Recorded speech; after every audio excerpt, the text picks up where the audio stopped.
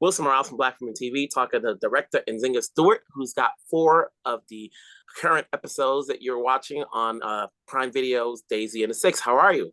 I'm good. Nice to meet you. Now, you've been working for a good minute now. Obviously, you've directed a number of episodes, but this is one of the few series where you get to do more than just chew, right?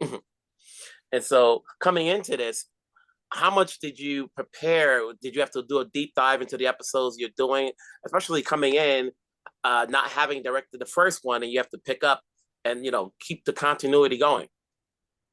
Well, here's the surprising thing about Daisy, which is different than any other experience I've ever had, is in episodic, is I did not have to keep the continuity. Our showrunner specifically asked to not do that. He said he felt like Daisy was 2 movies. The first was a small, scrappy band from Pittsburgh and a waitress who loves music.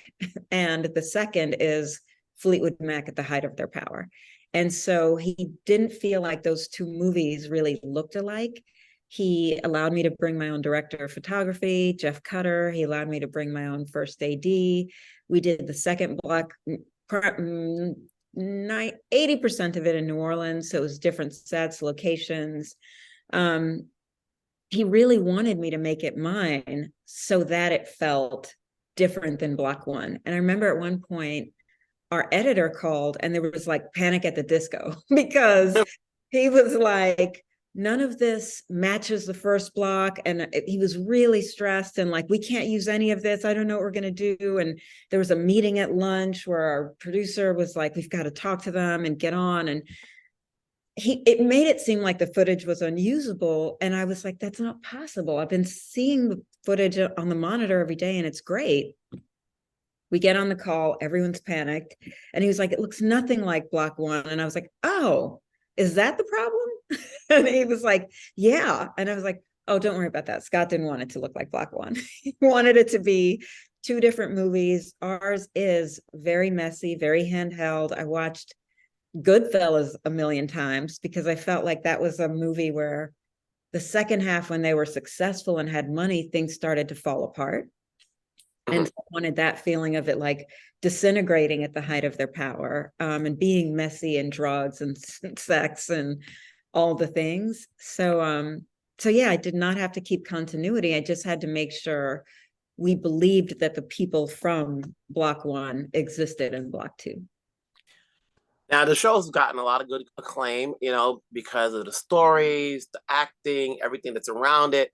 For you coming into this, deep dive, I spoke to one of the actresses on the show, in regards to the 2 Black characters, the 2 female characters on the show, and how you set that up, like, the disco and the nightclub. How much of a deep dive did you do in terms of the 70s to somewhat match it? So when anybody's watching it, they'll say, okay, she's got it right, as opposed to like, that wasn't how it was. I didn't do that much of a deep dive into the 70s because my work with them, they weren't as much performers as they were in the standalone episode where the show went to Greece and you really saw Simone's journey as a musician. I did get the benefit of casting both actors, like of doing chemistry reads when we read for Simone's love interest, and felt like when I was there in the audition, the chemistry was off the chain. And I was like, oh, well, I've been so worried about how I'm going to do this. Like they've done half of my job for me. And what I really had to track was, and what I did do some research on was just what it was like in the culture of being somebody who was queer and how public could that be back then? And emotionally, what would that do to a person? Mm-hmm. And then there's the rest of the cast. Obviously you've got Riley, you've got Sam. Then you have to make sure everything's right. There's a difference when people are shooting like sports scenes, and then there's concert scenes, and then there's musical scenes. Was that new for you?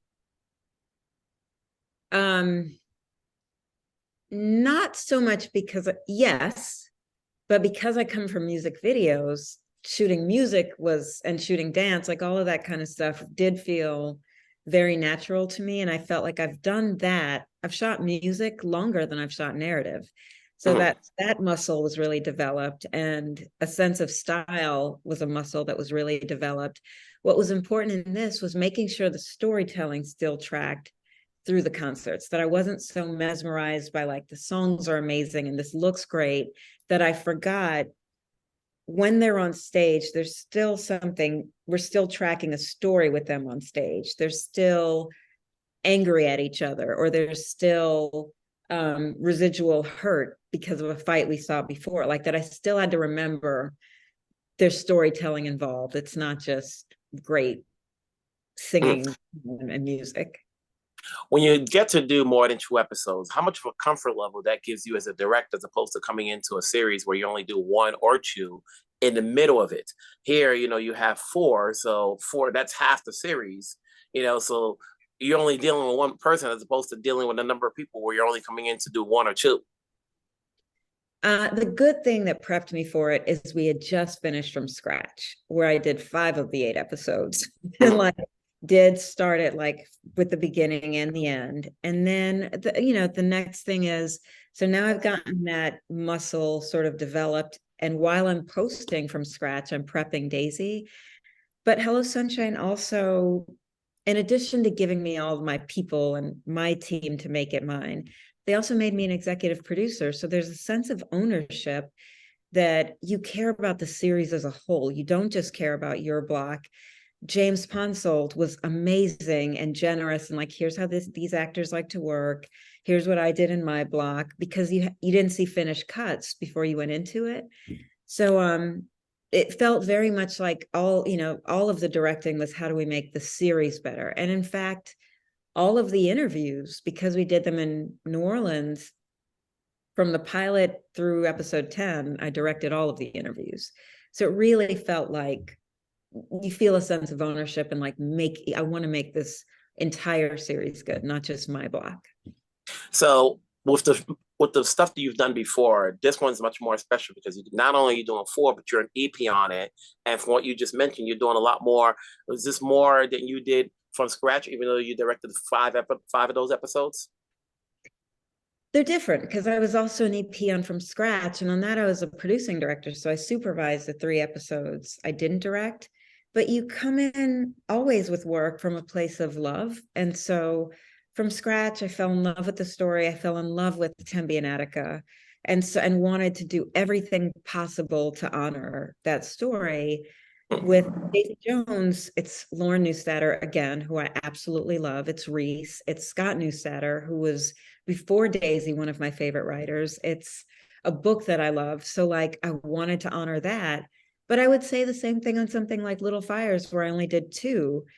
The first one was a standalone, and I brought in all these references and was like, it's a different time. Can I make this my own and not look like the show?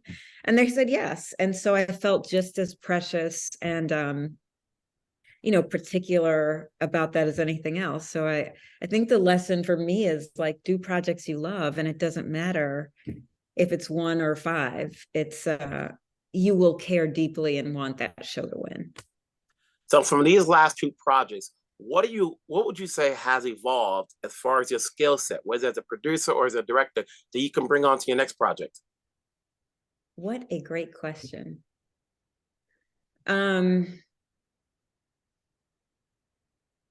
I think Daisy really helped me be flexible, and really helped me see like, there are always going to be problems, like, and they will always work out. You can just calm down, it'll get figured out.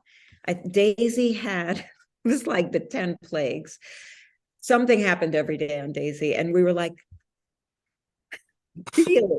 Now this, I mean, it would be torrential flooding because of New Orleans. Like at least 3 times we had to shut down for a day because it was too dangerous to go in, or there'd be too much lightning in the area. Then all of a sudden, never happened before, New Orleans is having tornadoes. And so literally one day, like a whole city right next to us was just wiped out. And like, we obviously stayed in that day because the hurricane was close. There was a bomb threat one day. Like there was one of our lead actors getting COVID the day we were going to shoot the huge concert scene at Soldier Field, and then had to hold the stage for millions of dollars for a week. Like, it was just every day. And like, I remember when the bomb threat happened, and it was just like, oh my God, is this really happening now? Suki and her attitude towards it sort of taught me a lesson, because somebody else was freaking out and on the phone, like, we just had a bomb threat. It was so crazy. Suki walking by and was like, it's just a bomb threat, babe. And like kept going. And I Yeah. felt like, it's just a bomb threat. Like, that we don't have to invest so much in the problem. It'll get worked out. That's what we do. The show must go on. So I would take that with me on future jobs. You've been working for a period of time, and I look to see there's a lot of Black women now doing more directing on small cable streaming scenes than there are in films. Is that an easier? I won't say easier. Is that a place of comfort for those trying to get work as opposed to trying to get a film done? I know you directed With This Ring, and we waiting for the next one. I'm like, that was a couple of eons ago. It was like, okay, she's still in the game, but when's that next feature film coming out? Yeah. Or is there a level like, how does it go about in getting the work? Is it people are promoting you and say, oh, you should get this person to do it? Is it you're advocating yourself to direct a couple of episodes? Well, in episodic, I don't have to, thank you, God, do that much. Like, they call me if they want me. If I like the project, then we work together. Like, Okay. I've earned that space and especially in limited series. I don't do episodic anymore. If it's not a limited series or a pilot or a feature, I feel like my gifts of world building and bringing style to a thing are underutilized. That's what we did in music videos. And so I learned a lot doing episodic. And then there became a point of like, but how do I get to build a world if it's already built? Limited series allowed for that. Features, yes, of course. The next move, I would love to. But I would say that a lot of the features that I'm offered don't allow for the kind of character development and even like the talent level as some of these limited series. The scope of Daisy Jones, the budget of it, the soundtrack, the sexiness of it, I haven't seen that script. And I get scripts, I would say, several times a week. I haven't seen that come across my desk yet.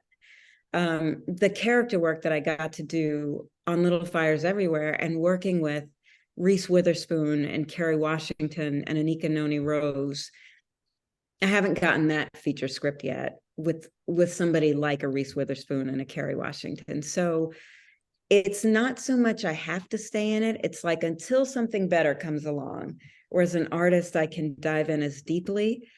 I'm good here. It doesn't mean I don't want to do it, but it's got to beat the experience of working with this level of talent at this scope in projects that are this interesting to make me not do this anymore. Okay. Side question: what sort of music were you listening to during the time of Daisy Jones? I just posted something on Instagram about this, how that like when I was doing music videos after shooting the song, I never wanted to hear it again. Daisy, I liked the soundtrack so much, and it wasn't finished then. It was just a mix to let me shot list to, basically. But I wore that soundtrack out. I mean, luckily my husband also loves it because he was like, Daisy Jones again. But I listened to that over and over. I listened to Fleetwood Mac, obviously, before I got the music for Daisy to just get me into it. I listened to a lot of Rolling Stones. I read Keith Richards' autobiography. I watched The Last Waltz, the Martin Scorsese documentary. So I just wanted to get into that time and place. Started reading Willie Nelson's book, which weirdly was very helpful. Okay. Were you involved with the boot camp that the actors had to go through to get their, musical skill set better? I wasn't, because it was during the pandemic, but I was already in very soft prep for From Scratch.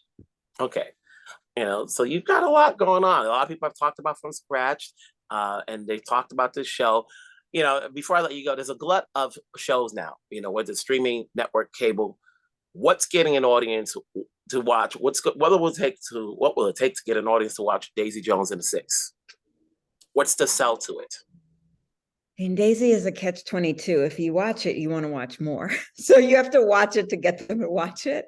I think the sell to it is, on its surface, visually, it's so much fun. It's the sexiest cast I've seen in a really long time. And the music is amazing. And it also is just one of those things that's like, it's zeitgeisty. It just is right actors, right music, right vision at the right time. Like it's, it's fun, it's lush, it's sexy, it's decadent in a way that a lot of shows don't have permission to be. I mean, every show I do now, there's a rule about smoking on camera, and like you can't see them inhale. Like Daisy, it's like 10 packs per scene. Like that, it's allowed to go a little bit further than the average show. Well said. Well, congratulations. Obviously, job well done. From what I've seen the series already, not like everybody else, that's the advantage of being press. So like I followed your work. So, you're always working. So keep it going. We're always here to support wherever you're at. Stay safe. Thank you. And let me say to you, because I have been following you for a while, thank you so much for the shine that you put on Black filmmakers and Black film. Like it truly feels like from your feed that there's a love for what we do, and it's appreciated. It's all about just making sure that everybody knows who's who, and not waiting to they reach a certain pinnacle. Just let them know, hey, they did this work. Whether it's one episode, whether it's a series, whether they're an EP, AP, So that's all I want to do is shine, so that there's a lot of us there. We just got to get them some visibility, and that's what I do. So it is appreciated. take care. Thank Bye. you. Bye-bye.